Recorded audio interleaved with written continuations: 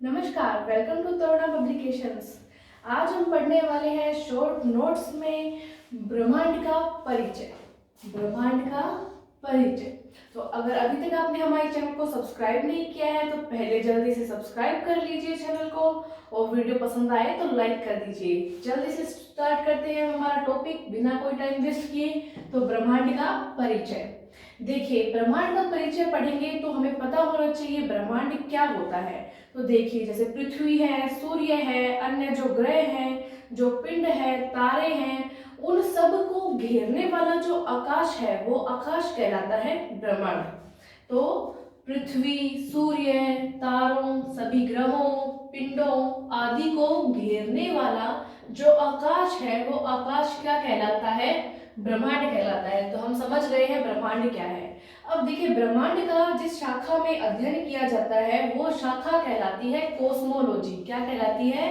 Cosmology. और जिसको हम ब्रह्मांड विज्ञान भी कह सकते हैं। तो ब्रह्मांड से संबंधित अध्ययन जिस शाखा में किया जाता है वो क्या कहलाएगी? कॉस्मोलॉजी कहलाती है। ठीक है। नेक्स्ट बात आती है कि जो ब्रह्मांड है वो उसका विस्तार होता रहता है, ब्रह्मांड जो है वो बढ़ता रहता है। तो इसके लिए एक थ्योरी दी गई थी, एक सिद्धांत दिया गया था, वो सिद्धांत कहलाया बिग बैंग सिद्धांत। देखिए, पढ़ते हैं अभी। ब्रह्मांड में लगातार प्रसार की घटना, मतलब ब्रह्मांड क्या हो रहा है? बढ़ रहा है। यह थ्योरी क्या कहलाई? Big bang theory. तो पूछा जा सकता है आपसे कि बिग बैंग थ्योरी क्या है, तो आपको पता होना चाहिए। अब बात आती है, जो बिग बैंग थ्योरी है ये किसने दी थी, किसने इस सिद्धांत का प्रतिपादन किया?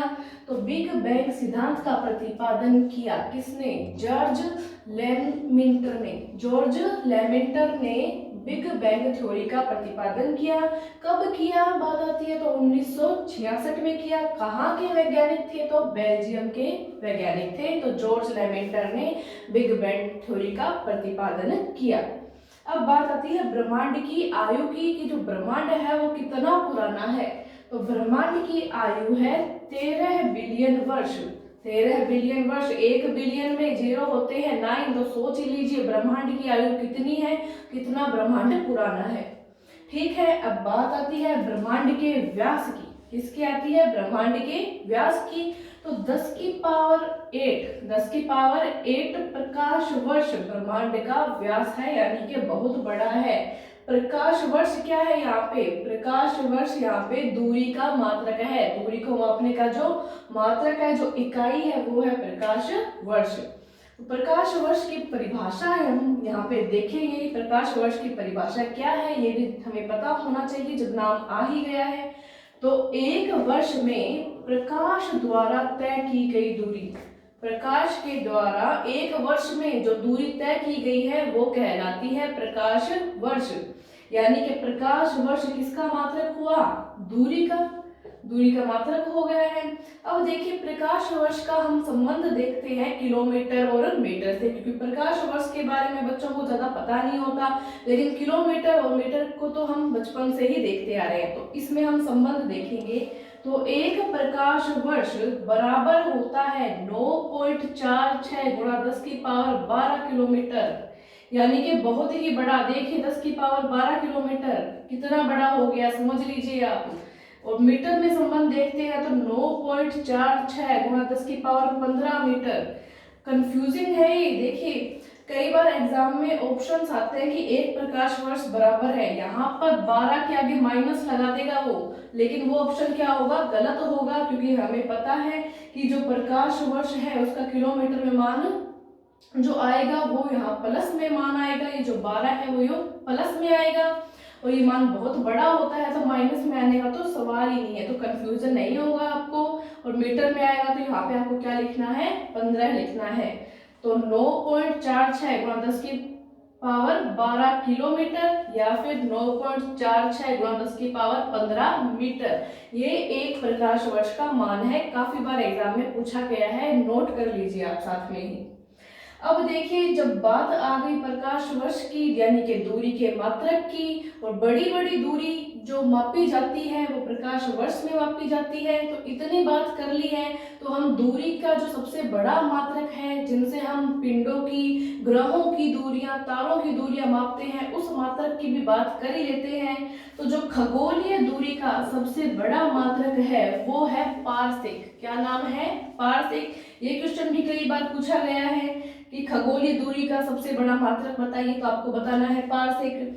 अब देखिए, जब यहाँ पे बात की आपने खगोलीय दूरी की, तो खगोलीय दूरी क्या होती है पता होना चाहिए आपको। तो ग्रहों, तारों आदि के बीच की जो दूरी ज्ञात करते हैं हम, वो दूरी ही खगोलीय दूरी कहलाती है। अब देखिए, यहाँ हमने क्या पढ़ा था? प्रकाश वर्ष पढ़ा था। यहाँ हमने क्या पढ़ा है? पारसेक पढ़ा है। तो पारसेक और प्रकाश वर्ष में भी हम संबंध ज्ञात कर लेते हैं। तो जो एक पारसेक है वो बराबर होता है 3.26 प्रकाश वर्ष के। देखिए, एक पारसेक का मान कितना बड़ा होता है। प्रकाश वर्ष अपने आप में ही बड़ा है, और फिर भी इसका मान कितना हो गया? 3.26 प्रकाश वर्ष। मतलब पारसेक दूरी मापने की बहुत ही बड़ी इकाई है। अब देखिए, सूर्य और पृथ्वी के मध्य की जो औसत दूरी है, किसके मध्य की? सूर्य और पृथ्वी के मध्य की औसत दूरी है, वो दूरी क्या कहलाती है? वो दूरी कहलाती है एस्ट्रोनोमिकल यूनिट। एस्ट्रोनोमिकल यूनिट, या इसको हिंदी में हम बोलेंगे एक खगोलीय एकक। एक खगोलीय एकक है। किसके मध्य की औसत दूरी है? सूर्य और पृथ्वी के मध्य की औसत दूरी है। अब देखिए, एक वैज्ञानिक आए पोलैंड के, उन्होंने क्या कहा? उन्होंने कहा कि जो सूर्य है, क्या है? जो सूर्य है वो ब्रह्मांड का केंद्र है। वो क्या है? ब्रह्मांड का केंद्र है। किसने कहा? ये पोलैंड के वैज्ञानिक ने कहा। उन वैज्ञानिक का नाम क्या था? सबको पता है, उनका नाम था कोपरनिकस। क्या नाम था? कोपरनिकस उन वैज्ञानिक का नाम था जिन्होंने ये बताया कि पूरे ब्रह्मांड का जो केंद्र है वो है सूर्य। किस किस को पहले से पता था कि ये बात कोपरनिकस ने बताई है? कमेंट सेक्शन में ईमानदारी से कमेंट करके आप मुझे बताएंगे। ठीक है, ब्रह्मांड यानी कि यूनिवर्स के अंदर अब हम देखेंगे सौर मंडल को। तो सौर मंडल क्या है? देखिए, सूर्य के चारों ओर चक्कर लगाने वाले बहुत से ग्रह हैं, उनके उपग्रह हैं, धूमकेतु है, उल्का पिंड है, अन्य आकाशीय पिंड है। इन सब का जो समूह है वो समूह कहलाता है सौर मंडल। सौर मंडल को हम सूर्य का परिवार भी कहते हैं। देखिए, सूर्य के चारों ओर चक्कर लगाने वाले विभिन्न ग्रहों, उपग्रह, धूमकेतुओं, उल्काओं और अन्य आकाशीय पिंडों के समूह को सौर मंडल कहते हैं या सूर्य परिवार कहते हैं। अब बात आती है कि सौर मंडल में कितने ग्रह हैं। तो सौर मंडल में 8 ग्रह हैं। पहले सौर मंडल में 9 ग्रह माने जाते थे, जिसमें प्लूटो भी शामिल था, लेकिन अब प्लूटो को ग्रह के दर्जे से हटा दिया गया है। तो अब वर्तमान में ग्रह कितने हैं? 8 ग्रह हैं सौर मंडल में। कौन कौन से हैं हम देखेंगे कि जो सूर्य के पास है उसके क्रम में हम आगे देखते जाएंगे। सबसे पास है सूर्य के बुध, फिर शुक्र, पृथ्वी, मंगल, बृहस्पति, शनि, अरुण और वरुण। ठीक है, तो ये हैं 8 ग्रह सौर मंडल के। जो इनमें से सबसे छोटा ग्रह है वो ग्रह है बुध। वो ग्रह है बुध। बुध यानी कि मरकरी। मरकरी जो है वो सबसे छोटा ग्रह है इन 8 ग्रहों में से। और इसकी एक स्पेशल बात और है कि यह सूर्य के सबसे निकट है। यह सूर्य के सबसे निकट ग्रह है। देखिए, बात आती है कि सूर्य के सबसे निकट तो है बुध ग्रह, लेकिन जो सबसे गर्म ग्रह है वो है शुक्र। तो ऐसे नहीं सोचना कि सबसे जो निकट ग्रह होने वाला है वही सबसे ज्यादा गर्म होगा। तो सबसे ज्यादा गर्म ग्रह कौन सा है? तो गर्म है शुक्र ग्रह। ठीक है, तो जो सबसे छोटे की बात हो गई है बुध की, सबसे बड़े की बात पे आते हैं। सबसे बड़ा ग्रह कौन सा है? बृहस्पति यानी कि जुपिटर ग्रह है। जो जुपिटर ग्रह है इसका व्यास धरती से 11 गुना बड़ा है। तो आप सोच सकते हैं कि जुपिटर ग्रह कितना बड़ा होगा, और यह सबसे बड़े होने के साथ साथ सबसे भारी ग्रह भी है। अब बात करते हैं कि जो सूर्य से सबसे दूर स्थित ग्रह है, सबसे निकट तो हो गया है बुध, और सबसे दूर स्थित जो ग्रह है वो है वरुण यानी कि नेपच्यून ग्रह। अब बात आती है कि पृथ्वी से सबसे निकट ग्रह कौन सा है। सूर्य के सबसे निकट है बुध, और पृथ्वी के सबसे निकट जो ग्रह है वो है शुक्र ग्रह। पृथ्वी के उपग्रह की बात करते हैं तो पृथ्वी का उपग्रह है चंद्रमा। हम सभी को पता है, चंदा मामा वाली कहानी हम सबने सुनी है बचपन में। अब बात आती है सबसे अधिक चमकीला ग्रह कौन सा है। तो सबसे अधिक चमकीला ग्रह है शुक्र यानी कि वीनस। सबसे अधिक चमकीला ग्रह शुक्र यानी कि वीनस।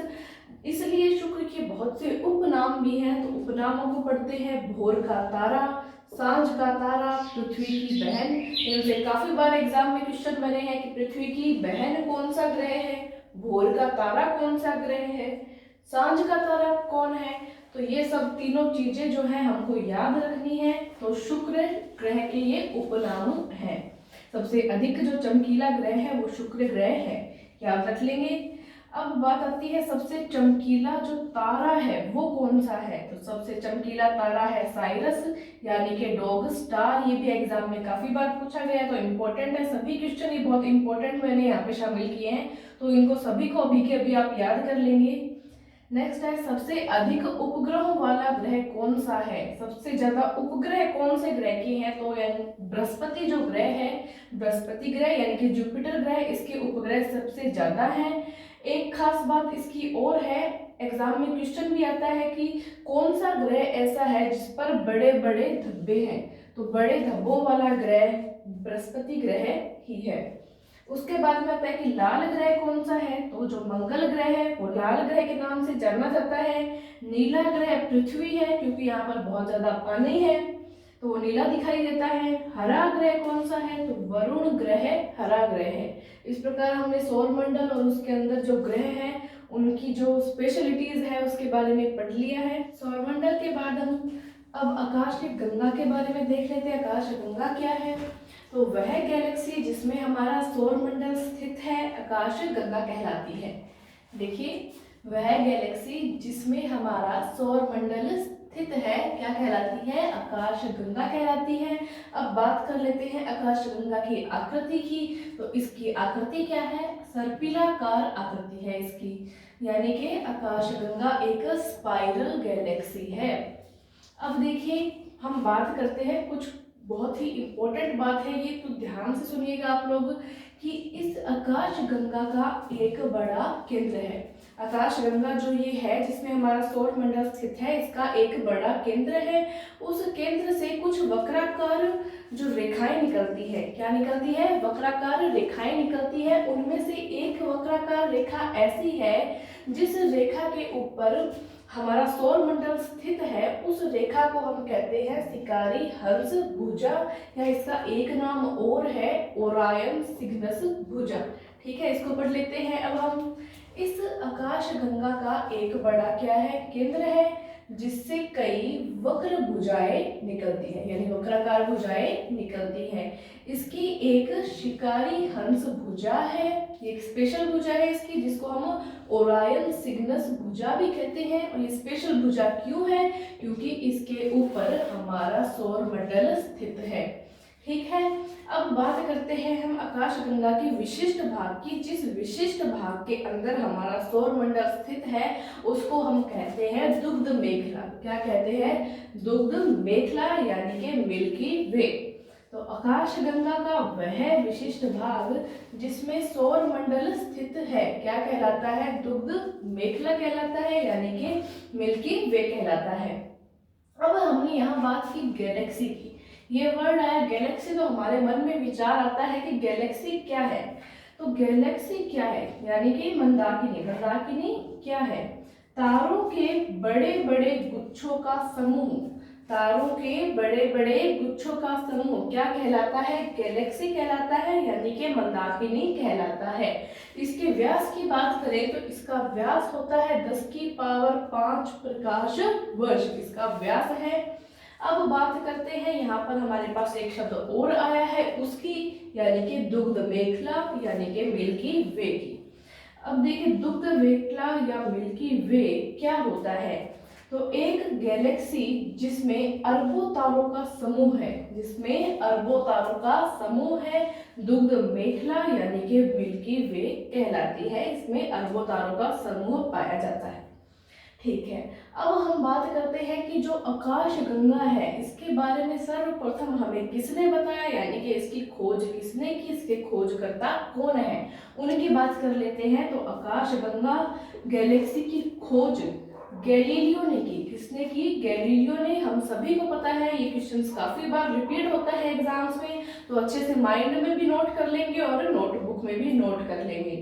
अब हम बात करते हैं सूर्य सौर मंडल का एक केंद्र है इस बारे में। देखिए जो सौर मंडल है उस सौर मंडल का केंद्र क्या है, सूर्य है। यह बात किसने बताई, यह बात बताई केपलर ने। अब आपको याद आ रहा होगा कि ऐसी सी कुछ बात हमने अभी थोड़ी देर पहले भी की है। तो वो बात हमने क्या की है कि जो सूर्य है वो ब्रह्मांड का केंद्र है। यह बात किसने बताई थी, कोपरनिकस ने बताई थी। तो इन दोनों बातों में कंफ्यूज नहीं होना है।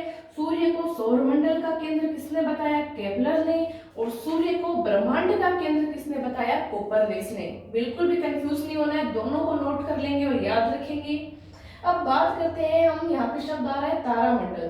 तो बात करते हैं तारामंडल की। तारामंडल क्या है, तो बहुत सारे तारों का एक सुंदर पैटर्न तारामंडल कहलाता है।